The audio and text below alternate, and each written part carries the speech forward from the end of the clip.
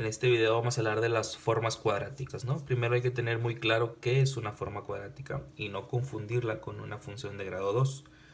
Una función de grado 2, en este caso, por ejemplo, si yo tengo q de x, y igual a 2x cuadrada menos y cuadrada más y menos x, esto es una función de grado 2, ¿sí? Porque el grado del el exponente mayor es 2, pero esto no es una forma cuadrática. Una forma cuadrática es la que es una función en la que todos sus elementos son elementos de grado 2. Por ejemplo, aquí tenemos una forma cuadrática de una variable, que es x cuadrada.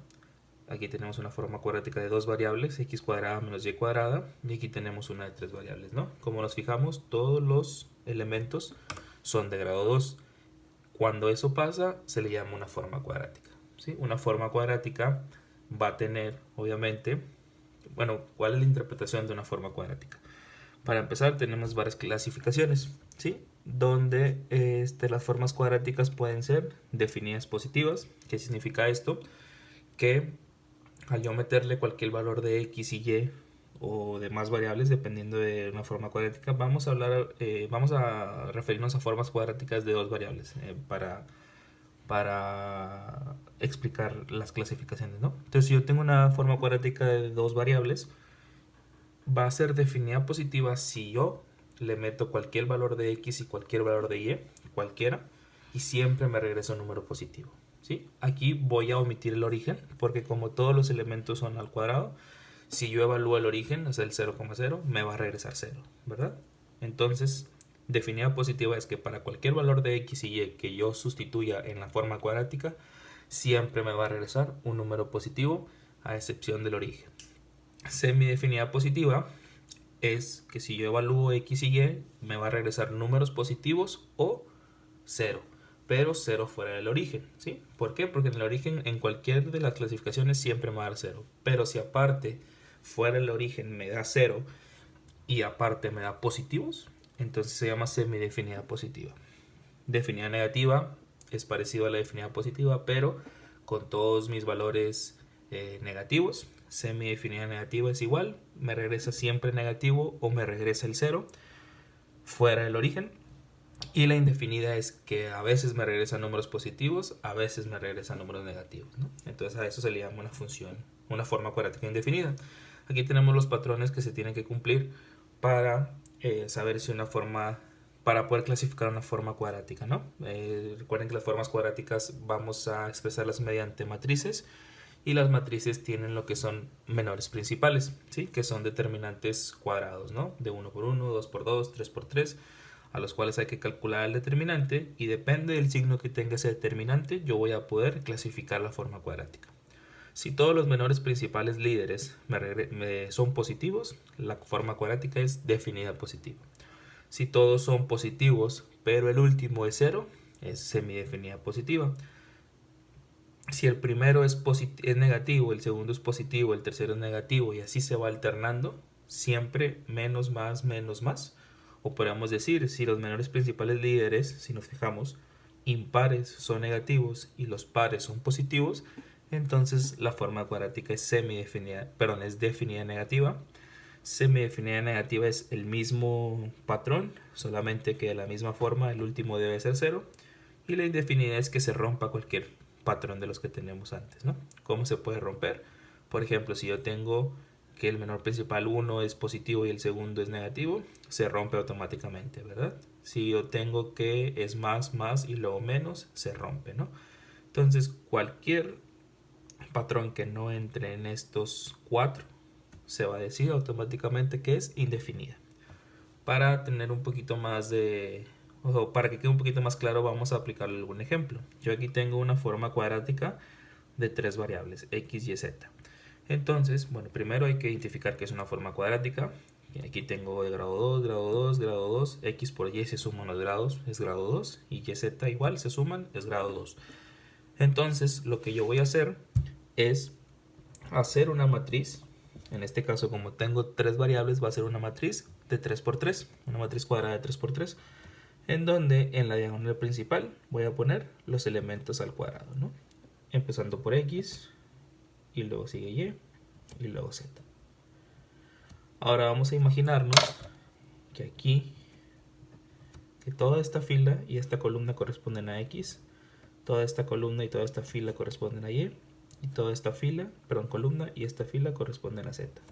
Entonces, si nos fijamos, en este apartado va a ir X por Y, pero también lo tengo a este lado. Entonces, lo que yo tengo aquí como un término cruzado, que es X y Y, como va a haber dos posiciones en donde puede ir, yo voy a tener que partir a la mitad y poner la mitad en cada una de las posiciones. Con la Z voy a hacer lo mismo. Aquí tengo XZ, pero aquí también tengo XZ, ¿no? Entonces busco, pero como no hay XZ, no hay término de XZ en mi forma cuadrática, pues sería un 0 y un 0. Ahora voy a hacer lo mismo, Y con Z y Y con Z. Como tengo 4 YZ en mi forma cuadrática, lo voy a partir en 2 y lo voy a poner en cada lugar. De tal forma que la forma cuadrática que me dé es, para empezar, cuadrada, es de 3 por 3. Y es una matriz en donde si yo le aplico una transpuesta, me va a regresar la misma matriz. ¿Ok? Entonces ya teniendo la matriz de la forma cuadrática, nosotros podemos empezar a calcular los determinantes para poder encontrar o clasificar la forma cuadrática. Entonces una de las formas para descartar algunas clasificaciones de la forma cuadrática es mediante la diagonal principal. Si la diagonal principal tiene puros números positivos, entonces la forma cuadrática puede ser definida positiva, semidefinida positiva o indefinida. Automáticamente yo descartaría estas dos, definida negativa y semidefinida negativa. Si toda la diagonal tiene números negativos, entonces yo voy a descartar que sea positiva o semidefinida positiva. Solamente me quedaría con alguna de estas tres opciones. Si la diagonal principal alterna signos, o sea, pues que supongamos que x cuadrado es positivo, y cuadrado es positivo, pero z cuadrado es negativo. Si pasa eso, automáticamente, sin hacer ningún cálculo, yo puedo decir que es indefinida. ¿Ok? Entonces, en este caso, esta forma cuadrática no puede ser definida negativa ni semidefinida negativa. Entonces descartamos esas opciones y solamente nos quedamos con 3. Entonces vamos a calcular los menores principales líderes.